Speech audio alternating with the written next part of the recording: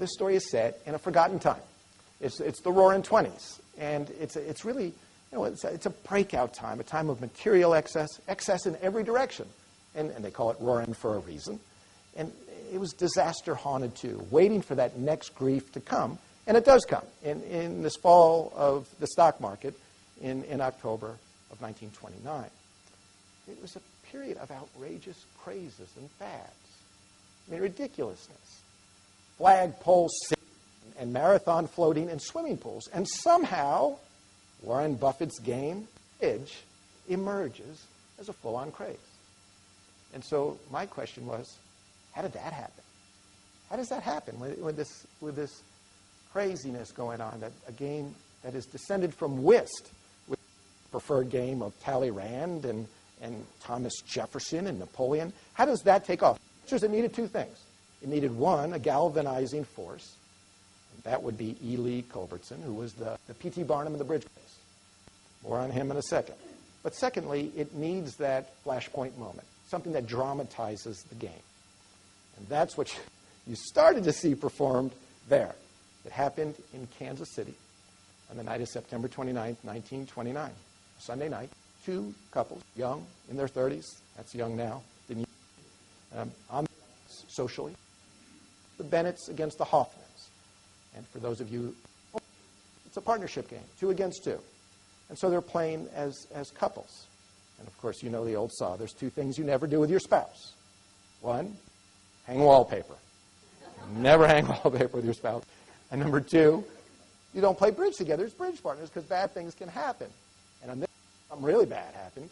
And so as midnight approached, the cards turned against the Bennetts.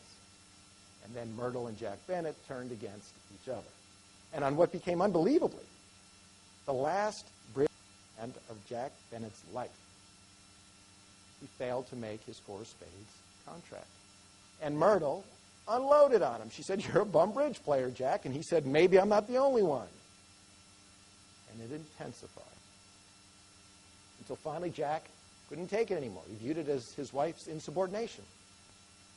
And he stood, and he loomed over the table. He's looming over Myrtle, looming over the Hoffmans. And now Myrtle knows Jack not only as an alpha male, that's clear already, but as a philanderer, because 3 or 4 years before, she had found a love letter from another woman. And so there had been this tension in the marriage since, and it's something that Culbertson would use. I mean, he knew that husband and wife played bridge together as partners. It wasn't just the cards on the table. It was the marriage itself that was on the table. So now Jack, looming, reaches across the table, grabs Myrtle by the wrist, and slaps her hard in the face several times. Myrtle breaks down weeping, goes over to the Davenport. Hoffmans are aghast. They console her and comfort her, sit on either side of her. Jack says, "I'm leaving," and Myrtle says, "And go." And he begins to pack his bag. Well, he was a traveling salesman. And he sold, of course, perfumes. And he begins, as he's packing, bad enough that he's just slapped his wife. Now he's going to compound that mistake. He's going to say to her, ordering her, "Go get my gun." Well, there's a bad sequence.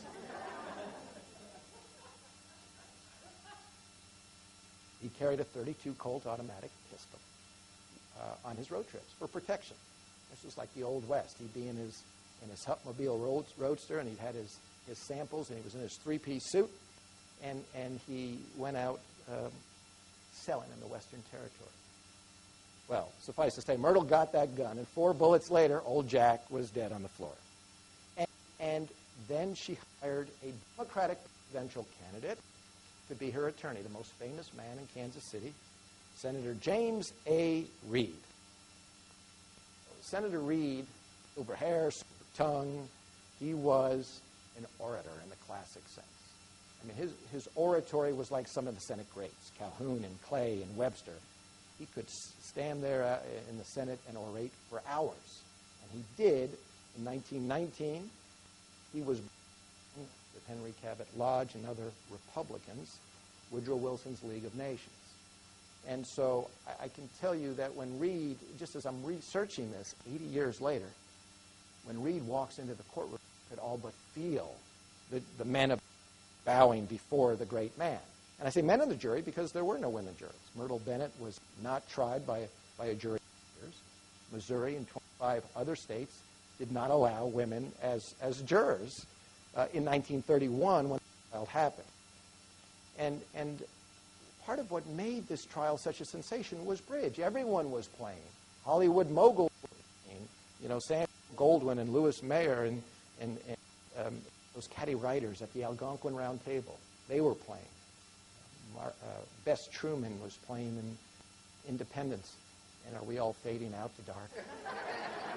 This is what happened to Jack Bennett, only it was quicker. So now we're going to play the game where I make figures.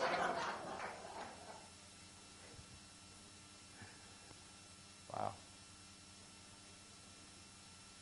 Well, shall we have a seance?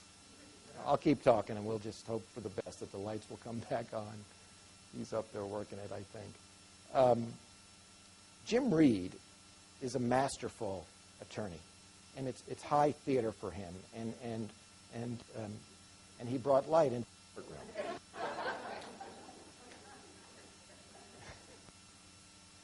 Wow.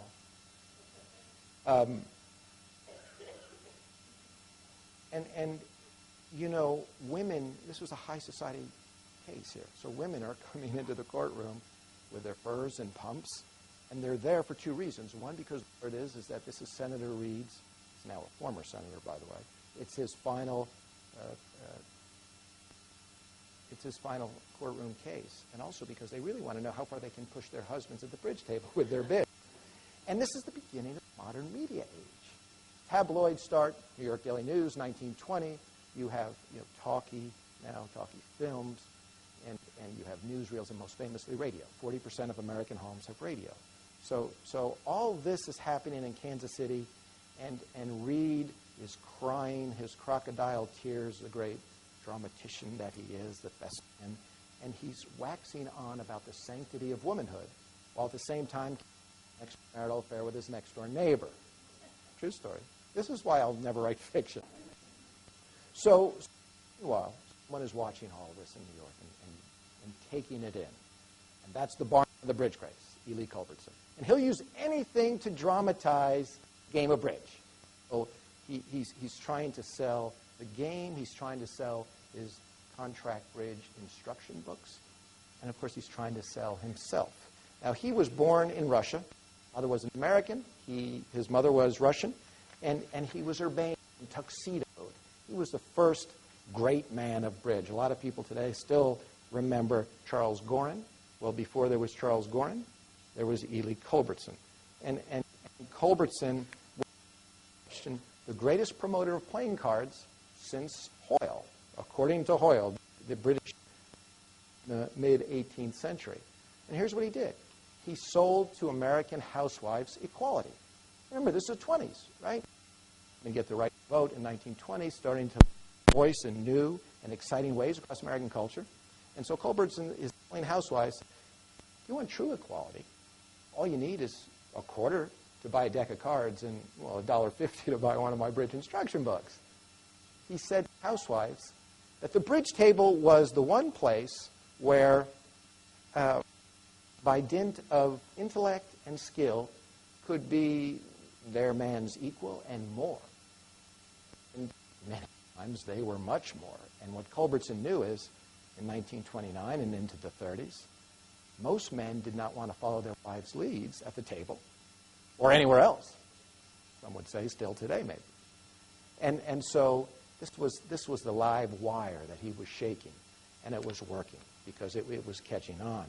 Now, a lot of people think that the Battle of the Sexes started in 1973 on a tennis court, Billie Jean King, Bobby Riggs. It started at least a half century before that, at the bridge table, and oftentimes it's pitting husband against wife. And what Culbertson was selling was sex, delicately, sometimes less delicately. Now he founded the Bridge World magazine, which still exists today. And I'm going to quote you here from something he wrote in his magazine during this period. He had his own bidding system. It was It's called the Culbertson system, of course. This new Culbertson system has splashes of romance in it. It is thrilling. Take forcing bids, for instance. Part and willingly must obey your sovereign commands. At last, you can satisfy your inferiority complex through the thrill of an absolute, inexorable command over another being, thus reviving the feeling of godly omnipotence in the childhood. Now, I know there are a few editors in the audience. This guy needed an editor. But it got that excessive. I mean, the ridiculousness reached that level. And part of his pitch was his wife, Josephine, a beautiful American woman who was a bridge instructor, and they became bridge champions. And Ely Culbertson would go on a lecture tour in 1931 and 32, and he would talk about his wife as my favorite partner. And, you know, the extension was not only at the bridge table, but in life. And women, housewives, loved him for that. I mean, housewives loved hearing a man praise his wife, kind of wished their own husband would praise them the same way.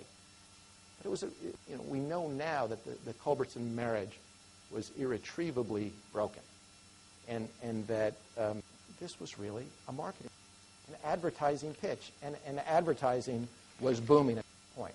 So here's what he does. He goes on a lecture tour, 1,000, 2,000 women sometimes showing up with their little pens and pads and wanting to hear what the great man had to say about bridge. And he would talk about the Bennetts over and over. He would say, if only Myrtle and Jack had been playing the Culbertson system, Jack would still be alive. He would diagram on chalkboards the fatal hand. That's what he called it, fatal hand. Well, for those of you who are bridge players, maybe you know that social bridge players typically don't remember the distribution of, remember the sequence of bidding. And they're certainly not going to remember the sequence or the distribution when one of the four of them is lying dead on the floor.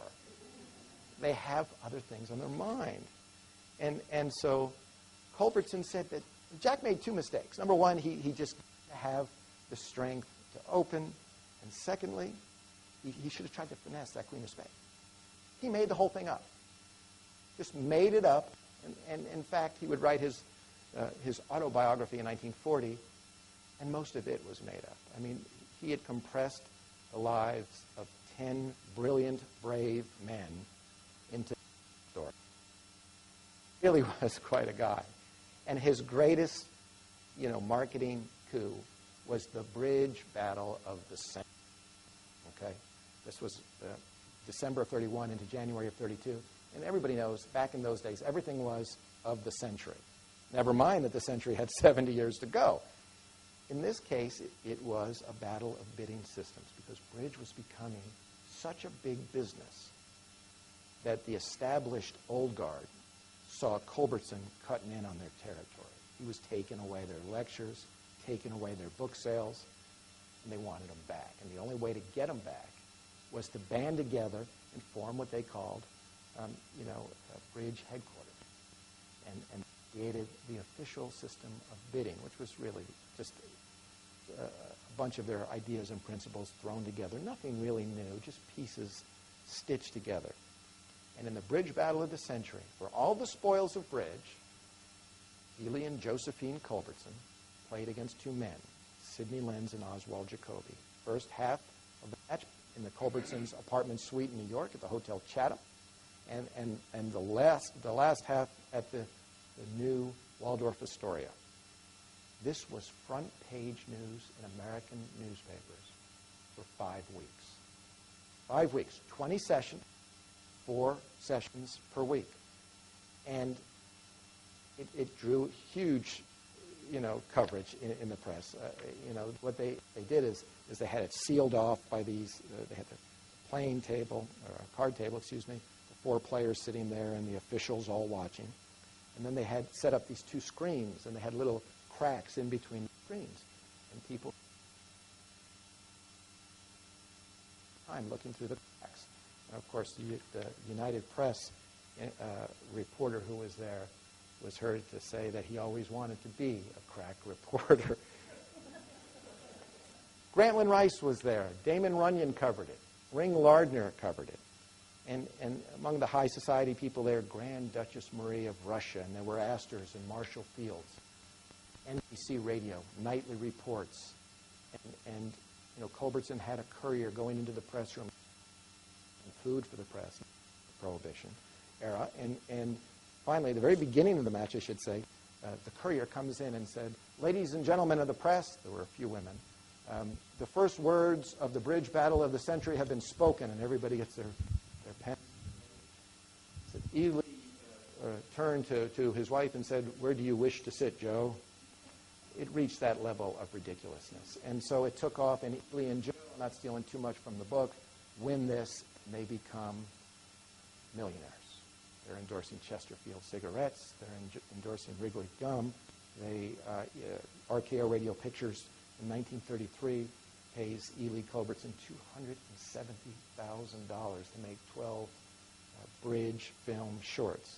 He made 6. He drove them crazy. He said, "Get out of here." And he left with all the money. 6.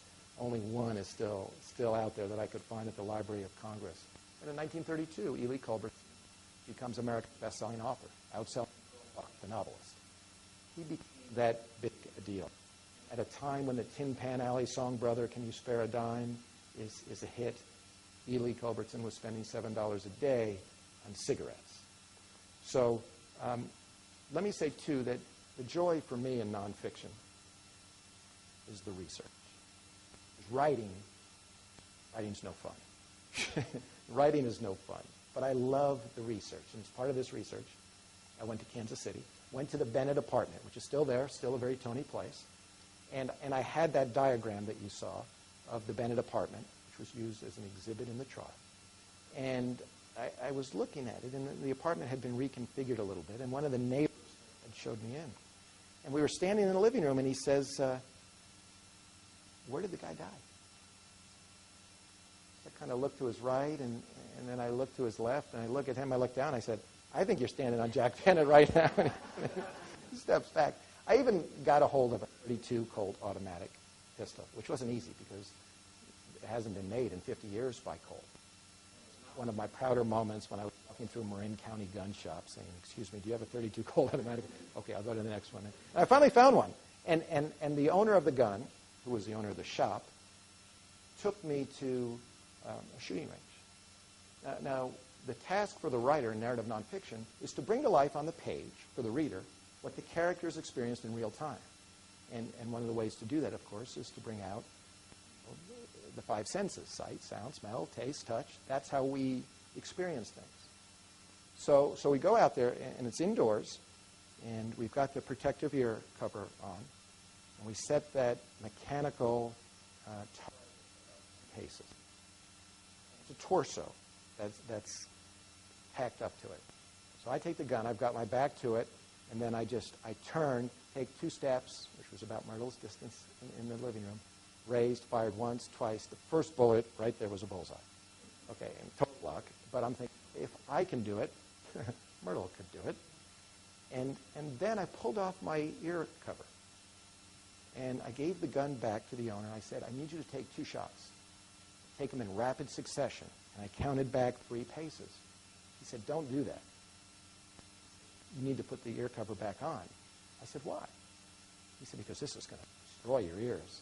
I said, "You don't understand. I need to hear this." I said, "Okay."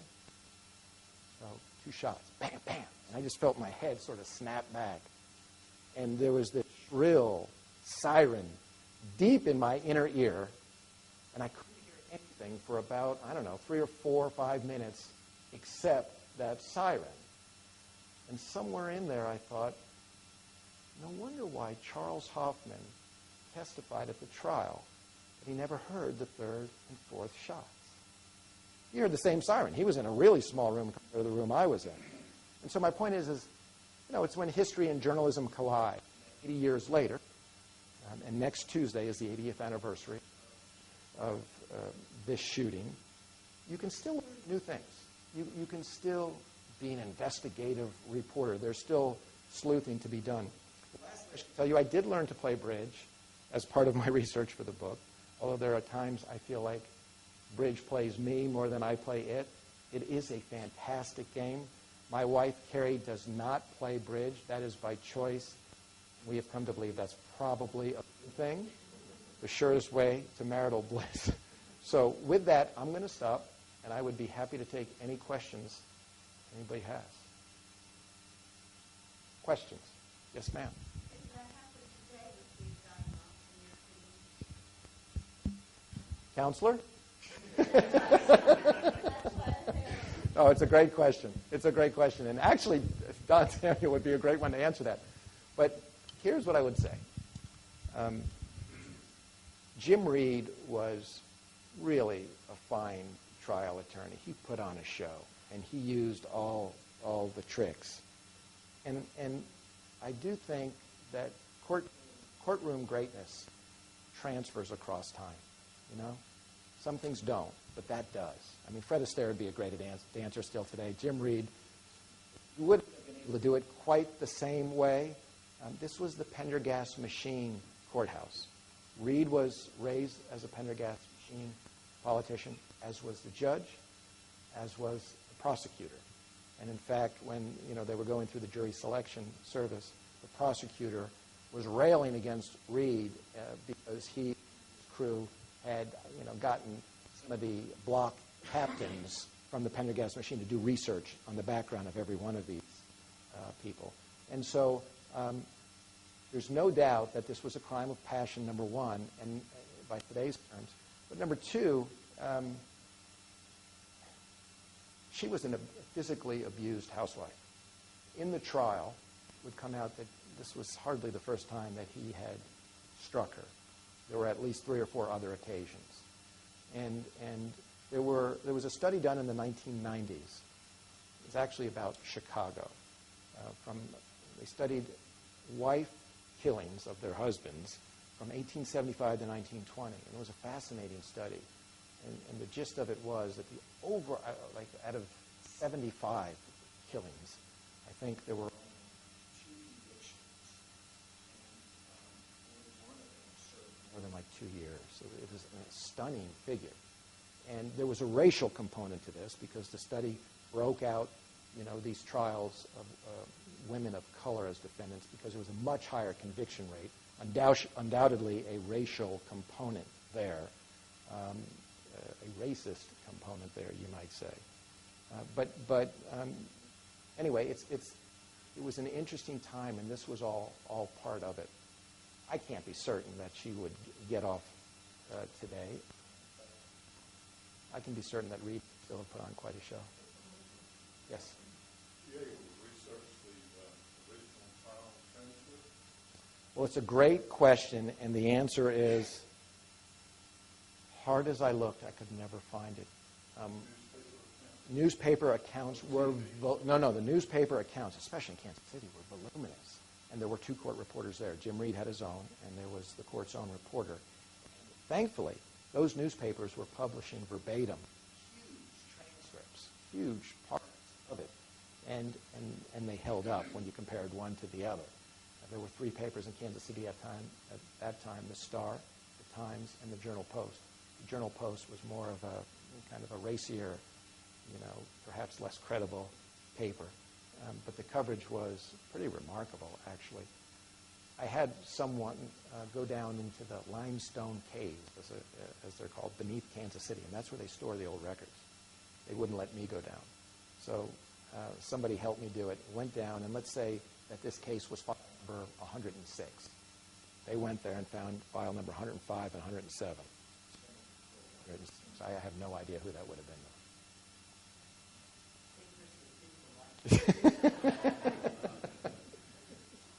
Yeah, I mean, because of the rain last time and some of the other bad luck, I half expected to come here and see locusts, out in the streets. So. Any other questions? Say a couple more. Melissa, yeah. How have bridge players and other big organizations Yeah, the bridge, it's really interesting. I've spent a fair amount of time now in the bridge world. The players at the tournament level, they're intense. I mean, they love their game to the exclusion of all else. The book was honored by the International Bridge Press Association. They gave it a, I don't know, some distinguished service to the game award, Alan Truscott award. He was the Times bridge writer for like 40 years. But